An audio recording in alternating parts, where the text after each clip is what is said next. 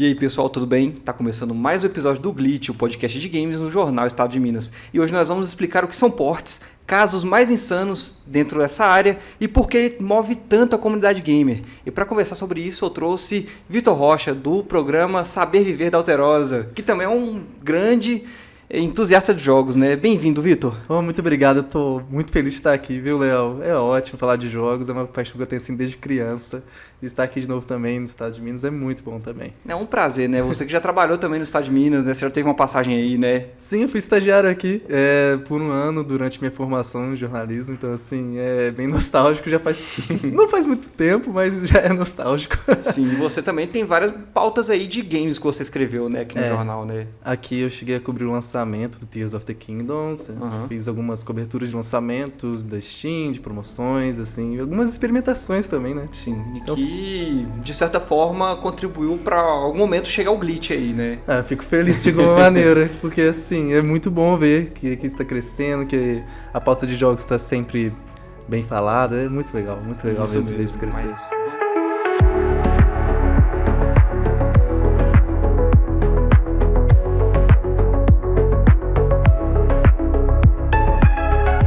Vamos então falar sobre os ports. O que são ports, Vitor? O que a gente pode explicar de forma simples para o pessoal o que são esses ports e quais são as ramificações sobre eles?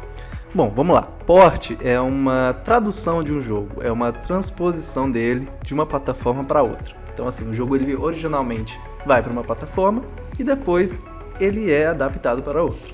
Pode ser de maneira legal, feita pela própria empresa que lançou, ou por fãs também. Nós temos isso, ela também pode ser, por exemplo, pode ser desenvolvida por uma empresa que foi autorizada pela criadora do jogo, dona daquela propriedade intelectual para fazer, mas também existem aquelas formas que não são oficiais, legais, mas que são feitas por fãs, né? Acontece. Pois é, Vitor. E tem algum port assim que já te marcou mais, que você gosta de compartilhar assim, que você já teve conhecimento, que você já jogou, que você teve assim um contato direto? Um que eu quero muito experimentar é o Balatro pro Game Boy. Porque assim, toda notícia que eu vejo sobre modificações no Game Boy que usam o e-reader, que é um periférico dele, me encantam. Porque é uma coisa que assim, descobriram que por esse periférico, que ele é um leitor de cartão pro Game Boy, eles criaram cartões novos. Sim. Que adicionam informações aos jogos. Então eles expandiram a capacidade do Game Boy. É tipo o que os Amiibos fazem hoje no Switch 2, né? Desde o Wii U, na verdade, né? Exatamente. Então assim, é maravilhoso, porque aí você vê o jogo tem quase todas as funcionalidades da versão atual do jogo pro Game Boy, sabe? Sim, e no meu caso eu posso exemplificar, né? Você deu essa exemplificação de um port feito por fãs, mas eu acho que o primeiro port assim, que eu lembrei na hora que eu tava escrevendo essa pauta aqui foi o Sonic, né? O primeiro Sonic do Mega Drive, que ele originalmente foi lançado pro Mega Drive, mas ele saiu pro Master System, né? No mesmo tempo, talvez, ali, não sei, na mesma época. E ele é um port oficial da SEGA pro console. Eles queriam aproveitar o público que ainda estava no Master System e que jogava. O nosso querido Otávio, né? O grande fã da SEGA, já jogou o Sonic do Master System? O Sonic do Master System, com certeza, cara. Você sabia que ele é um dos principais cases aqui do nosso podcast hoje? Não sabia. Pois é, ele é um dos exemplos aqui que a gente pode colocar como ports oficiais. Acontece muito. É interessante, ele acontece muito também ports oficiais em transições de gerações, né? Sim, e esse a gente pode falar que foi uma transição, talvez, porque teve o Alex Kidd e depois, assim, no finalzinho do começo da geração, teve o Sonic, que acabou que foi pro Master System também pra pegar esse público que tava lá. E é uma coisa que tá acontecendo agora, né? Tá tendo uma transição de geração. Então, sim, tá tendo a geração do Switch 1 pro 2, né? E já tá tendo especulação da próxima geração das outras marcas, das outras empresas. Então, assim, boatos sobre retrocompatibilidade do Xbox também tá passando por aí. Então, assim, é o momento de se falar de port, sabe? Sim. Então já vamos começar. Eu acho que esse gancho foi perfeito pra gente já começar essa parte, né? Por que os ports acontecem? Vamos falar primeiro da parte oficial, né, que a gente tem vários ports, né, o GTA V, né, que a gente pode falar que é um grande exemplo de ports, Skyrim, que também ele tem oficial, né, tem aquele feito por fãs, mas também tem os oficiais, que é para lançou no PlayStation 3, depois foi para outras plataformas, teve para o Switch e tal. E também teve as outras feitas por fãs, né? Que tem o Skyrim também, né? Que tem o código aberto para fazer ports para plataformas, tipo rodando uma Alexa, enfim. Então vamos falar primeiro sobre por que acontecem esses ports oficiais. Vamos lá. Primeiro ponto é que isso é muito interessante para quem está vendendo o videogame, porque ele ainda não tem uma biblioteca, um acervo para esse console. Sim. Então, assim, você pegando o que você tem de gerações anteriores, você consegue já criar um acervo para esse console novo que está chegando, e com isso você retém o público. Sabe? Então a gente pode exemplificar agora que está acontecendo essa mudança de geração do Switch 1 para o 2, que as pessoas que estão comprando 2, elas podem vender com tranquilidade o seu primeiro console, que vai ter aquela biblioteca tanto de mídia física quanto digital à disposição para jogar pelo Switch 2, né? Sim, e assim, boa parte mesmo da biblioteca do Switch 1 roda no 2. E por debaixo dos panos ali é um port, além da retrocompatibilidade, porque boa parte daqueles jogos recebem uma atualização, uma mudança no código para eles rodarem nesse novo sistema. Mas que assim, falando de retrocompatibilidade, não necessariamente um jogo rodar em um novo sistema é um port. Sim. Porque o videogame ele pode ter nativamente dele partes do hardware do anterior. A gente tem um caso aqui muito notório, que é o Wii. Quando o Wii foi lançado... Um grande Nintendo Wii, esse aqui é um guerreiro. Sim. Quando ele foi lançado, o pessoal brincava que ele eram 2 GameCubes colados um no outro. Isso porque ele tem 2 processadores e um deles é o do GameCube. Então, assim... Então ele tinha uma arquitetura para rodar os jogos antigos do antecessor dele, que é o GameCube, mas também tinha um processador específico para rodar os jogos que ele foi feito para rodar, né? Exatamente isso. Então, assim, é muito curioso isso, porque a gente também tem uma outra questão sobre retrocompatibilidade, que às vezes ela vem pelo emulador, né? Sim. Então, assim, porque existe um emulador também oficial, que os videogames, eles simulam um sistema dentro deles. Então, eles não têm, vamos dizer assim, todos os componentes de um outro videogame, mas eles simulam esse videogame dentro dele. O que não é muito, vamos dizer assim, efetivo, eficiente, né? Demanda muito do aparelho, dependendo dos casos. O jogo roda de uma maneira não tão efetiva. Mas há experiência ainda, sabe? Que legal. Pois é, o Wii ele trabalhou muito bem nisso. Outro exemplo de formas de ports oficiais que a gente pode usar, né, é o do próprio GTA V, que a gente tem até aqui na nossa mesa. O GTA V, o que acontece? Ele foi lançado originalmente para PlayStation 3 e Xbox 360, né? Mas aí ele teve ports para várias outras gerações, PlayStation 4, para o Xbox One, né, na geração seguinte, e aí também foi lançado para PC, uma outra versão, e aí agora nessa geração do PS5 e Xbox Series ele foi lançado novamente. Então tem a versão oficial do GTA V, mas ele também foi lançado para outras plataformas seguintes que são ports, a gente pode dizer assim, né? E é interessante ver isso, porque às vezes um suporte de uma geração é descontinuado e a outra que segue. Exato. Então a gente tem o jogo que tem o mesmo título, mas eles são experiências diferentes. Sim. Então, assim, eu penso muito no barco de Teseu, que é uma coisa meio filosófica, assim, que até onde você tirando peças de uma coisa e substituindo, ela continua a mesma coisa. A gente pode colocar isso também nos jogos que são, tipo, Fortnite, os live service, né? Que lançou para PlayStation 4, mas em algum momento pode sair ali, não roda mais, mas ele vai continuar atualizando nas plataformas seguintes. Aí a gente pode colocar desse jeito, né? Sim. E também tem outras coisas, né? Tem esses ports também que pegam um console mais fraco e vai para o mais forte ou vice-versa, né? A gente falou do Sonic, que ele lançou para o Mega Drive, mas foi para o Master System, mas também tem o exemplo do Resident Evil Generations, que ele lançou no Nintendo 3DS, mas depois ele foi para o PlayStation 3 com uma versão bem melhorada também, né? E é muito curioso esses casos também, né? Porque, assim, tem essa questão dos jogos novos que vão para também depois... O que o pessoal fala de remake, né? É o remake, eles chamam assim. Que eles vão para uma versão mais fraca para um console de geração anterior. Que é o exemplo do Sonic, né? Por exemplo. Sim. Que a gente fala oficialmente. E, por exemplo, tem esse Balatro também que você falou, que é um remake, mas ele é feito por fãs. E que existe essa diferença, né? Mas pode continuar. E isso é interessante porque isso disponibiliza esses jogos para as próximas gerações, né? Aham, sim. E agora a gente pode adentrar nessa parte dos ports feitos por fãs, né? Aham. Que a gente pode exemplificar, por exemplo, o que talvez causou a nossa conversa aqui hoje. Você postou um story de um Balatro rodando no Nintendo DS. Pois é, isso daí ficou meio meme, assim. O pessoal começou a rodar ele em tudo. É igual Sim. o Doom, né? O Balatro, então, é o novo Doom, a gente pode falar assim, Sim. com questão de adaptações assim para ports. É porque o que acontece, no caso do Balatro em específico? Ele é um jogo com uma premissa muito simples. Ele é um poker que você consegue modificar as regras dele, modificar o seu baralho. Então, assim, a sacada de fazer o jogo que foi o pulo do gato. E aí o pessoal começou a brincar, a colocar ele no Wii U, nos Playstations, em tudo, sabe? E, assim, pelo que eu vi, as adaptações não são totalmente fiéis em alguns casos, pelas limitâncias e também pela questão de ser feito por fã. Então, assim, às vezes o cara não tem tempo trabalha suficiente. e no tempo livre vai fazer isso. Mas é uma experiência já para experimentar o jogo para quem tiver o acesso, né? E tem também outros jogos que fizeram muito sucesso, né? O principal deles a gente pode falar que é o Doom. Uhum. O Doom que teve porte para exame de teste de gravidez, né? Sim, calculadora.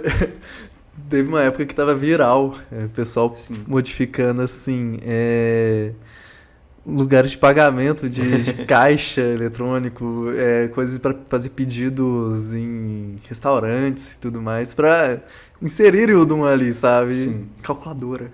Calculadora. Então a gente já pode chegar e falar do Doom nessa segunda parte aqui, né? O Doom que ele já é o campeão de ports, a gente pode falar. Ele já teve em calculadoras, geladeiras inteligentes, painéis de carro da Tesla, muito específico isso. O pessoal da Tesla aí tem o próprio Doom hackeado lá, teste de gravidez. Teve dentro do Minecraft, né? O pessoal já rodou o Doom dentro do Minecraft. E teve também o pessoal que usou células, né? Células ali para rodar o Doom, né? Então tem aquilo lá, com células ou coisa orgânica, não tem essas coisas eletrônicas, foi lá na célula e conseguiram rodar Doom, né? É quase uma brincadeira. Tem algumas coisas que determinam o que ou não é uma linguagem de programação. Que são ter os seus componentes lógicos, poder fazer os gates e tudo mais. E rodar Doom. E é interessante que a gente vê isso rodando em qualquer lugar. Tem esses exemplos aqui, mas se a gente for olhar, tem inúmeros. Inclusive, a gente até fez uma matéria, né, que eu tava lá na Gamescom e o pessoal rodou o Doom num Air Fryer. É interessante. A gente vai deixar o link na descrição aí pra quem quiser conferir. Não, eu achei muito curioso, porque você me contou disso, passa o quê? Alguns minutos, parece isso pra mim. Né? Não, mas isso foi viral. Se a gente pesquisasse Air Fryer... E, tipo assim, quando a gente pesquisa um produto no Google, alguma coisa assim, vai mostrar Air Fryers à venda, o e-commerce, né, vendendo. Não, nesse dia, a campanha da Sierra foi sensacional. A gente pesquisava Air Fryer, mostrava só o pessoal falando da Air Fryer rodando Doom. E eles pegaram um evento pra fazer isso. Isso foi muito legal. Porque foi muito bom. Quando a gente fala de compartilhar a experiência, porque Porsche é pra isso, fazer isso em um evento é mais chamativo ainda, né, cara? Sim. Exatamente, e o Doom ele mostra, né, que isso serve até para preservar esse clássico que é o jogo, né, porque ele não fica limitado nas plataformas antigas de console e também de PC. Você tem o Doom hoje para rodar tanto de maneira oficial, que é capaz que esses ports fizeram o pessoal olhar mais para ele, como também nessas outras que os fãs fazem, né. É uma coisa que é assim, acaba que os jogos que recebem mais ports são aqueles jogos que tem uma relevância histórica. Então, assim, falando de preservação e ports, eles estão lado a lado, porque se os jogos estão relevantes é porque eles ainda estão sendo julgados, mas é uma coisa que tem uma retroalimentação ali. Eles são relevantes porque eles ainda são julgados, eles são julgados ainda porque eles têm esses ports. Então, assim, há também aquele viés. E os jogos que não recebem, sabe? Pois é, mas às vezes pode ser que eles até poderiam receber, mas a política da empresa que é proprietária daquele jogo, daquele nome, daquela franquia, não deixa isso acontecer, né? Restringe? Porque, por exemplo, o Doom, a produtora dele, né, que hoje é Activision, mas desde sempre, ela liberava aquele código para você poder fazer o port para qualquer outra plataforma, desde que você tivesse a cópia original do Doom em alguma plataforma que ele foi lançado para poder jogar, né? Tem isso. Isso foi maravilhoso, porque aí ficou mais democrático, ficou uma coisa assim, pra quem quiser aprender essa área, também tem um lugar seguro pra experimentação. Então se você tem o Doom no PC, no Super Nintendo, de alguma forma oficial nas plataformas atuais, você tem o direito de jogar ele onde você quiser portá-lo, né? Exato. E é assim, por que eu tava puxando que é uma pena que não são todos? Porque tem muitos jogos que a gente queria que tivesse porte. Pois existe uma empresa também aí que ela não gosta muito que façam portes dos produtos dela, né? Daqui a pouco a gente fala mais dela. Exatamente. Mas é o seguinte, porque eu penso assim, um jogo que eu queria muito ver um porte, porque era um jogo experimental, era Ape Escape pro PlayStation 1. Verdade. Não tem nem oficial hoje. Porque ele é um jogo que é assim, a equipe original foi feita pra fazer aquele jogo, era gente que tava começando com o desenvolvimento de jogos. E ele era um jogo meio tech demo, que ele tava experimentando o DualShock do PlayStation. Ele foi o primeiro a querer usar analógico, né? Então assim... O segundo analógico, no caso, que o primeiro já estava sendo utilizado no 64 e tal. O DualShock, né? E aí, era muito... ele tem uma gameplay muito diferente, porque você usa as ferramentas com o analógico direito, enfim. Ele foi bem experimental mesmo. Foi, eu queria ver isso traduzido para outras plataformas, experimentando com o que elas têm de diferencial. Porque uma coisa também, quando a gente fala de porte, é que eles aproveitam dessa diferença entre os hardwares. Um jogo, por exemplo, eu vou dar um exemplo aqui, do Rayman Legends, quando lançou, a versão dele para Wii U jogava completamente diferente das outras. Por causa da tela, né, do tablet. Você tinha obstáculos lá na tela que eles foram criados pensando nessa forma de lidar com o videogame. Você utilizava a tela para arrastar eles da plataforma. Isso é legal demais. Sim. E tem outros ports que a gente pode falar, que tem ports oficiais que surgiram de ports feitos por fãs, né? Que a gente pode colocar até o Resident Evil 2, né? O remake, ele foi uma ideia de um fã que depois virou uma coisa oficial da Capcom, né? Pois é. Acaba que inspira, porque mostra, olha, aqui tem mercado, né? Pois é, e eu acho que teve até gente do próprio desenvolvimento ali, do desenvolvimento de fãs. Na verdade, foi isso que aconteceu. O fã que estava ali desenvolvendo, ele foi integrar a equipe para fazer o remake original. Olha que legal, deu oportunidade. Então, tem empresas que elas veem as pessoas portando seus jogos e tornam isso uma oportunidade de mercado para elas mesmas, né? O cara que está fazendo porte, com certeza ele ficaria honrado de estar ali fazendo parte do desenvolvimento oficial do jogo. É melhor do que sozinho, né? É uma outra inspiração para quem faz, que é a questão técnica daquilo, reconhecimento técnico. De você passar, por exemplo, como você vai trabalhar com uma linguagem mais antiga. É conseguir superar os obstáculos que ela coloca para você. Sim. Então a gente pode falar que gera um engajamento técnico e também cultural, né? Sim. Tanto do que ele gera culturalmente, né, de manter o jogo vivo de certa forma, como também técnico, que está sempre testando ali qual que é o limite da portabilidade desse jogo em qualquer outra plataforma, nem plataforma, qualquer outro tipo de coisa que seja controlável ali, né? Pois é, né? Acaba tem que ter um comparativo também que o pessoal faz sobre gerações quando saem. Como é que tal jogo tá rodando aqui em comparação ao anterior? E nesse meio de geração tem sempre esse teste, né? Porque, por exemplo, agora tem o Tears of the Kingdom do Nintendo Switch 1, que ele tem a versão do Switch 2 Edition, né? Que tem o mesmo jogo, mas aí tem um upgrade que você consegue jogar. E o pessoal vai lá e faz o comparativo de como que ele rodou, como é que tá o gráfico, como é que tá a movimentação, o tempo de carregamento. Tem até teve até um jogo da Nintendo, né, que no speedrun ficou até mais rápido no jogo, né? Esse é um relato muito legal, porque é o seguinte, a gente quando tem os leaderboards da speedrun, né, que são os rankings e tudo mais, eles têm separação por console. Justamente por isso, pela diferença de desempenho. Historicamente, o Scarlet Violet, o pessoal, quando fazia a rota para zerar o jogo mais rápido, eles tinham até para onde eles olhavam, para diminuir o lag. Sim. Então, assim... tem isso então, né, para o jogo carregar mais rápido. Pro jogo ir fluindo mais rápido. Eu não imaginava que tinha isso, mas faz sentido. Porque ele era muito garrado. Mas eu gosto muito. É um jogo, talvez, oficial da Nintendo mais garrado, assim, do Switch 1, né? E eu consegui ter boas horas nele, viu? Eu joguei ele também, eu gostei bastante. Eu acho que essa experiência negativa foi para uma grande parcela, mas não atingiu todo mundo. Sim, talvez. Mas voltando à questão do speedrun, o impacto do port nisso. Na primeira semana do Switch 2 já teve uma diferença de meia hora entre os tempos, só pela questão do carregamento. Sim, só pela questão do desempenho, já teve essa diferença grande. E aí depois o pessoal ainda agora tá atuando em cima disso, porque assim, é uma speedrun, fala que é speedrun, que é pra zerar rápido, mas é de horas, né? Então, isso, assim, uma speedrun, pra contextualizar, é a pessoa que compete pra tentar finalizar o jogo da forma mais rápida possível. Uhum. Então é assim, é legal, porque tem que ter essa diferenciação. Porque tem essa diferença. É um outro jogo, se for olhar. Sim. Essa aqui é a questão. Eu acho que é um ponto central, assim, que não acho que aqui a gente vai conseguir essa resposta, é uma coisa que a comunidade toda tem que conversar sobre. Até que ponto um jogo de porte é ainda o mesmo jogo, sabe? Interessante esse questionamento. É. Tem também o Mario Kart 8, né, do Wii U e Switch. Excelente, que são jogos completamente diferentes. Teve sistemas novos, 2 itens ao invés de 1 item, isso muda completamente a questão de pressão do jogo, assim, do que cada jogador tem capacidade de exercer sobre o outro e sobre a pista.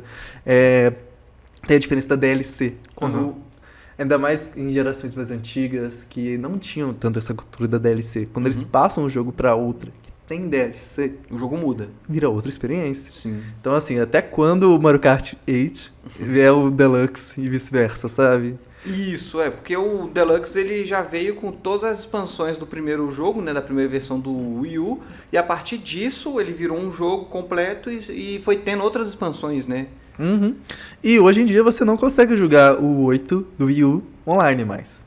Não tem isso mais. A Nintendo encerrou tanto do 3DS quanto do Wii U, o sistema online de todos os jogos. Isso. Então, assim, é uma outra experiência de jogo completamente diferente. Mas que tem o mesmo título. Só tem o Deluxe ali, porque realmente é uma versão melhorada, mas é muito mais do que isso. Né? Sim. E a gente pode considerar também, por exemplo, o Zelda Breath of the Wild, um porte que é do Switch, da versão original do Wii U, ou são jogos diferentes? Como que a gente pode trabalhar com isso? O que acontece também? O port, ele é pensado quando você passa da versão original do jogo. O jogo foi lançado para as duas versões ao mesmo tempo. Então as duas versões são originais. Sim. Eu também concordo com essa visão, assim. E a gente já pode falar, por exemplo, talvez o Tears of the Kingdom é um port do Switch 1 pro Switch 2. A gente pode falar que o Switch 2 ele recebeu um port do primeiro jogo, da versão do primeiro console. Então, o port, eu acho que ele implica necessariamente uma mudança no jogo. Teve atualização. Então, sim. Isso, a atualização seria o port. Porque até Ficou então... disfarçado, né? Pois mas aí a gente entra numa linha muito tênue do que pode ser port, o que pode ser emulação, o que pode ser retrocompatibilidade, né? Exato. E é por isso que é importante lembrar, assim, é uma tradução, assim. Porque o emulador, ele não necessariamente pega o jogo em específico. O emulador, ele simula o sistema inteiro. Sim. Então, assim, por simular o sistema, ele simula todos os jogos do sistema. Então, aquilo ali já está incluso, não precisa de modificar o jogo. Já está tudo lá, então Isso. vai mudar alguma coisa em outra, né? E tem uma coisa que está acontecendo também, antigamente era muito comum você lançar o jogo separadamente entre consoles. Hoje em dia, os códigos, as ferramentas, elas proporcionam que você lance um jogo para diversas plataformas ao mesmo tempo. O que tira muitas vezes a necessidade de uma emulação. E de um port. Entendi. Isso faz sentido. E qual que é a importância para a comunidade quando a gente fala de preservação? Quando a gente fala dos fãs, ou quando a gente fala de uma empresa conseguir portar um jogo com facilidade, qual que é a importância disso para a preservação dos jogos? Para preservação é manter viva essa parte da história, mas eu acho que mais ainda tem uma parte da comunidade aí dentro. É a questão de o seguinte, vão ser jogos que vão unir gerações de pessoas. Vão ser jogos que você vai conseguir conversar com seu primo mais novo. Sim. Vão ser jogos que vocês vão conseguir compartilhar experiências sobre. Então, assim, une a comunidade de uma maneira geral. E é importante a gente também diferenciar aqui agora dos remakes e dos remasters, né? Que o remake é um jogo refeito totalmente do zero e o remaster é só uma versão que é melhorada do jogo e o port a gente pega ele na íntegra ali, né? A gente pode falar. Que o port, ele é um termo menos oficialmente usado, né? Mas ele existe, por exemplo. O Doom, ele tem esses ports não oficiais, mas também tem os ports que sempre são lançados para todas as plataformas. Tem para Xbox Series, tem para PS5, tem sempre. Então o Doom está sempre existindo aí como ports também oficiais. E a questão do remake? E é a versão que é aquela que foi lançada originalmente lá na década de 90. Isso. É interessante, porque o Doom, enfim, já era um efeito muito bacana. A questão dele simular o 3D com o 2D. Sim. Mas a questão do remaster e do remake é que é a seguinte. Qual que é a intenção por trás disso? É você modificar o jogo e trazer ele para qualidade atual, gráfica, de desempenho, ou é adicionar novo conteúdo? É trazer uma nova história? Porque é aí que nós temos essa diferença. Porque o remake ele tem essa liberdade para você modificar elementos dele. Enquanto o remaster, você tá tentando ser bem fiel. Isso sabe? Então tem essa diferença.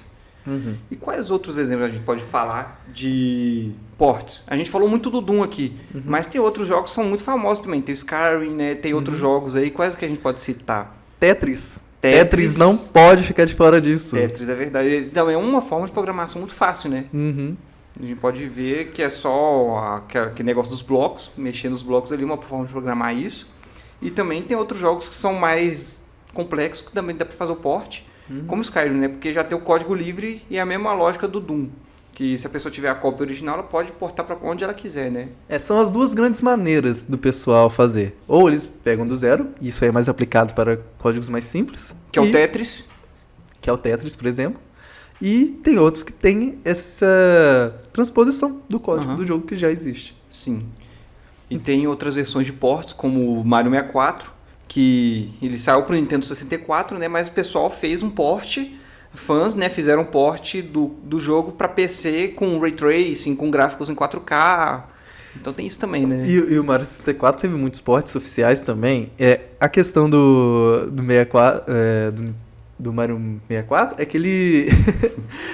vez ou outra tem derrubada, né? Quando não é oficial, a Nintendo derruba mesmo. Muito fácil. Porque ele é um jogo de interesse para ports oficiais. Essa que é a questão. Porque é isso. Todo o sistema da Nintendo ela quer fazer esse port para ele. Aqui tá diferente pra gente. O Nintendo DS tinha um port do Mario 64 no Nintendo DS que você controlava o Yoshi, né? Também, você controlava outros personagens. Foi uma mudança muito grande de um jogo pro outro. Esse foi bem interessante, porque foi um dos ports do 64 que mudou muito o jogo. E tem também aquela versão, edição especial, que foi lançada pro Switch, né? Que lançou o Mario 64, o Mario 64 do Nintendo 64, o Mario Sunshine do GameCube e o Mario Galaxy 1 do Nintendo Wii. Aí essa coletânea saiu pro Switch como edição limitada. Então, tipo assim, você jogava aquela versão do 64 no Switch e conseguia jogar, né? Exato. E, bom, nós estamos falando sobre diferentes maneiras de jogar. Eu lembro que o Tetris ele teve uma versão muito legal, assim, que era o Tetris Effect. Ah, sim. Pra Oculus Rift e companhia, né? E ele existe até hoje para as plataformas atuais também. Sim, e é legal porque ele utilizou no título dele mesmo e na inspiração uma coisa que depois eles detectaram por causa do jogo. Não necessariamente por causa, mas dentro do jogo. Que é o efeito Tetris, que é quando você está concentrado demais em uma coisa, o tempo parece que demora a passar, você começa a ter mais sensações assim. E então, assim, até transpõe áreas isso, né? Porque foi para uma outra área do conhecimento, que foi para neurocognição, e a gente está falando de jogo. Então, o efeito Tetris gerou o Tetris Effect, que a gente pode falar. Que interessante. Tem também, né, a gente falou do Minecraft, né, que a gente consegue rodar o Doom dentro do Minecraft. E também tem o Minecraft que a gente consegue rodar, por exemplo, no Nintendo DS. Sim. Sim. É engraçado porque Redstone já é uma outra linguagem de programação. Então é isso que possibilita. Pois é. É uma outra linguagem de programação dentro do Minecraft, né? Ela tem essas portas, essas portões de logísticas, né? Para programação, que possibilita fazer isso. O pessoal já rodou Minecraft dentro do Minecraft. Então, assim... Eu já vi o pessoal rodando Pokémon do Game Boy. Sim, esse aí o pessoal fez até um Game Boy dentro do jogo. Foi muito legal. Mas o Minecraft é interessante porque ele também é outro exemplo de um grande elo entre gerações também, né? Obrigado. Porque, assim, a gente teve o port dele pro Pocket Edition para celular, que também foi uma coisa que disponibilizou esse jogo e até o mundo dos jogos de uma maneira geral pra muita gente, cara. Então, tem esse grande impacto também. O Minecraft ele tem versão oficial para várias plataformas, né? Tem desde o PlayStation 3 até os consoles atuais, tem até para Android, que agora é a mesma versão que joga com os consoles, mas tem outras também que não são oficiais, né? Que no caso é do DS, do PS Vita também, do PS Vita ela é oficial. Nossa. Não, a do PS Vita... Não, tem uma versão oficial pro PS Vita, do 3DS que não é oficial. Ah, sim. Que o pessoal lançou também. Então, DS, 3DS tem essa versão. E o pessoal ainda reimagina como que seria ele no PS1 também, mas não tem um porte fiel ainda. Ainda é um sonho do pessoal, né, fazer, exatamente. Mas Sim. E... tem um outro console também que ele foi campeão de portes, né? Que foi o Nintendo Wii, que teve portes oficiais, porque ele estava numa geração em que PlayStation 3 e Xbox 360 estavam recebendo muitos jogos grandes, e ele, com o seu hardware limitado, ele não podia perder essa pegada também, né? Porque era um console que vendeu mais de 100 milhões de unidades, e as empresas queriam que ele rodasse de alguma forma aqueles jogos grandes. Então, o Call of Duty, por exemplo, teve o Black Ops, teve vários jogos que rodaram nele, né? Eu joguei o Modern Warfare 2, Modern, ele... você mirando com o remote, né? Na tela, assim, era uma outra experiência de jogo, cara. E é isso que eu falo, porque é interessante pensar nas limitações e nos diferentes apetrechos e experiências que os consoles permitem. Porque era uma outra forma de lidar com o jogo de tiro, cara. Exato. E era uma outra imersão, assim. Não vou falar que era melhor, porque eu não lembro tanto. Mas era uma forma alternativa interessante de se jogar porque eu não lembro tão vividamente, mas eu lembro de estar jogando isso, sabe? Então, assim, é realmente bem curioso isso, porque eram marcas muito fortes pra época. E se o videogame não ter ela, você tava saindo um pouco no prejuízo, apesar do Wii ter sido campeão, assim. Mas ele foi muito bem naquela geração, porque o pacote inicial dele era muito bom. O Sports Resorts foi assim. E aí precisava de outros jogos, de outras produtoras serem portados, né? Porque eles não iriam rodar como eles rodavam nas gerações da época. First party, da né? época. Os third party, né? O Call of Duty, talvez. E aí, posteriormente, o Switch ele seguiu muito essa linha também, né? Ele teve muitos ports. A gente via desde o The Witcher 3, né? Que era pro PS4, como também o Mortal Kombat 1 do PS5 rodando no Switch 1. Então tinha esses ports também. E aí, às vezes, o pessoal questionava muito a qualidade, né? Tinha que tirar muita coisa pro jogo funcionar. The Witcher 3 ele ficou meio fraco ali com os gráficos, a distância você não conseguia ver muito longe, né? Pois é, acabam que são limitações mesmo que ficam como obstáculo para esse porte. Exato. Mas de certa maneira teve gente que só experimentou esses jogos porque isso aconteceu, sabe? Então é uma via de mão dupla. Assim, por mais que não seja a experiência mais efetiva, mais límpida, eu acho que límpida é uma melhor fala do que efetiva. Ainda é uma experiência válida com o jogo. E eu acho que é isso que importa, sabe? Porque cada um tem uma experiência diferente com os jogos. Você tem sua história. Cada um tem a sua. Então, assim, não é menos válido. É um contato com o jogo ainda. Sim.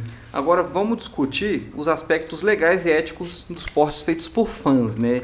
E o que é permitido e o que não é. A gente falou sobre alguns momentos ali do que às vezes é permitido, o que não é, mas agora a gente vai aprofundar um pouquinho mais. Qual que é a diferença, então, assim, entre os portes oficiais de fãs e como que eles são licenciados dentro dos direitos de uso, né, de cada estúdio? Essa é que é a questão. Aquele texto grande que muita gente negligencia é a questão que é lá que vai estar disposto. O que você pode fazer ou não com a sua cópia Cada do jogo. Cada jogo tem a sua própria regra. Sim, então assim, não é porque você detém uma cópia em um formato de jogo que você pode necessariamente fazer esse porte e tudo mais. E até a emulação. A questão é essa, assim, cada jogo tem a sua particularidade. E essa questão legal também é uma das contribuintes do porquê que tem tanto porte do Doom e porquê que tem tanto porte do Skyrim. Sim, exato. Então a gente pode falar de ports oficiais, que são os da produtora, que a gente pode citar o Sonic do Mega Drive no Master System, o Hogwarts Legacy que saiu para PS5 e e as plataformas atuais também foi pro Switch. A gente pode falar de Resident Evil Revelations do 3DS pro PS3. E a gente também pode falar daqueles que são autorizados. Que aí a gente pode colocar o Doom, a gente pode colocar o Skyrim, a gente pode colocar esses outros jogos que tem essa autorização lá no termo de uso que fala, tá permitido você utilizar esse jogo, né? Uhum. E falando de preservação, termos de uso e tudo mais, é uma coisa pra gente ficar meio atento assim também como consumidor. Porque a gente teve aí semana pra trás e tudo mais, uma atualização da Ubisoft sobre o termos de uso de alguns jogos. Sim. Que ela falava da exclusão de softwares que foram descontinuados o suporte. Então mesmo se foi um jogo oficial da Ubisoft, não pode mais usar, né? E ela pede até pra destruir a cópia, uma coisa assim, como se fosse destruir a cópia física, que é algo que, tipo assim, pô, tá, existem cópias físicas, mas hoje em dia isso tá um pouco mais pra trás. Então, assim, quando a gente fala de preservação digital e essa questão das leis, nos jogos impacta muito, cara. Porque, assim, o acervo de jogos que você não pode redistribuir, porque tem disputa legal. O acervo de jogos que você não pode redistribuir porque não há liberação de alguma parte, impacta nisso. Sim. E quando a gente vê que, nossa, nós estamos passando por uma nova geração e há risco de a gente perder muitos jogos de uma geração para outra, vão ser jogos que outras pessoas não vão ter contato com eles. Sim. Então a gente tem esse risco na legalidade também, que a gente está perdendo memória. Exato. E aí a gente pode falar dessa parte na legalidade, que existem limitações, às vezes, no direito autoral daquele jogo, mas também no código-fonte, né? Por exemplo, o Doom ele é legalmente graças ao código-fonte. Então, desde que os assets originais eles sejam ali comprados, né? Você comprar a cópia do jogo, então você ter direito daquele uso lá para jogar, você pode. E também tem o direito autoral, né? Que às vezes pode ser limitado. Por exemplo, a Nintendo tem o port do Mario 64, que não se pode comercializar, não se pode ter esse porte, porque você não tem direito do uso daquela marca de outra forma, a não ser o que a Nintendo produz, né? Exato. Então, assim, cada termo, cada contrato é diferente.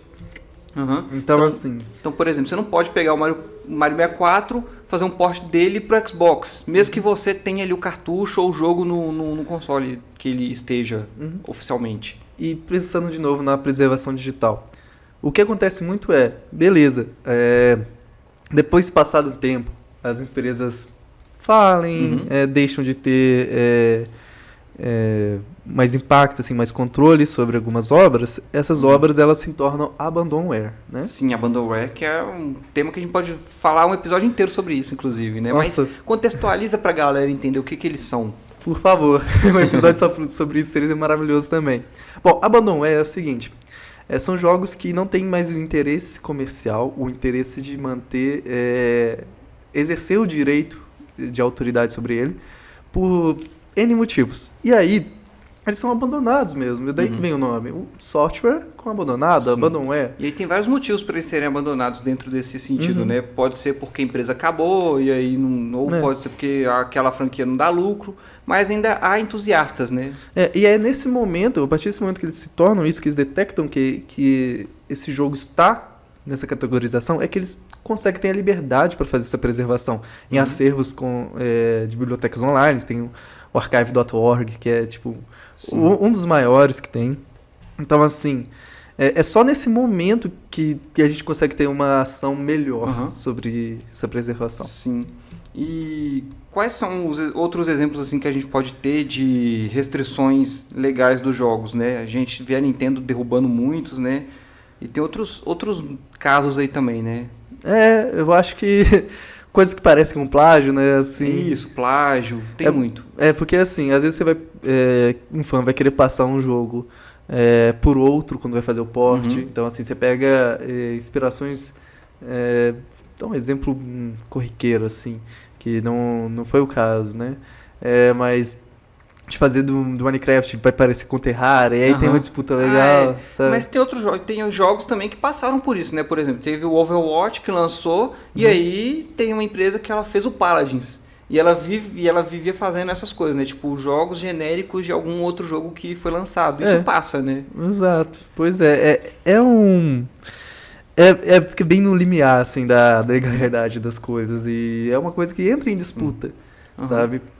Então, assim, de novo, cada caso é um caso. Tem que ver as restrições dos termos de uso de cada jogo em específico. Sim. Então, assim, se você deseja aí fazer alguma coisa por conta própria,